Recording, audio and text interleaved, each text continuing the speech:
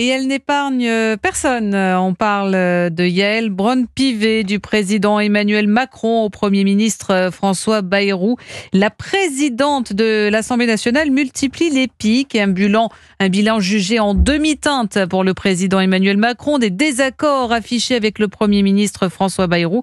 Du haut du perchoir, Yaël Braun-Pivet incarne de plus en plus une forme de contre-pouvoir, Alexis de la Fontaine. Oui, que ce soit sur le retour du cumul des mandats, le sentiment de submersion migratoire ou la séparation en deux du projet de loi sur l'euthanasie, Yaël Braun-Pivet affiche publiquement ses désaccords avec François Bayrou.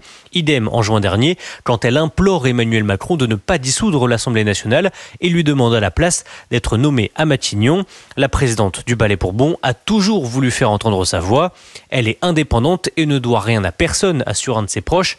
Elle se la joue surtout perso, répond un député Renaissance. Mais alors, pourquoi Yaël Braun-Pivet sort du bois maintenant ? Dans son camp, plusieurs élus sont persuadés qu'elle prépare déjà la présidentielle de 2027. La voie est trop bouchée à droite entre Édouard Philippe, Gabriel Attal, Bruno Retailleau ou Laurent Wauquiez. En choisissant d'incarner l'aile gauche, elle a peut-être une chance, analyse un de ses proches. Une chose est sûre, si Yaël Braun-Pivet réussit à tenir cette assemblée et fait adopter des lois fortes comme sur la fin de vie, elle deviendra une sérieuse candidate à la succession d'Emmanuel Macron. Alexis de la Fontaine pour Europe.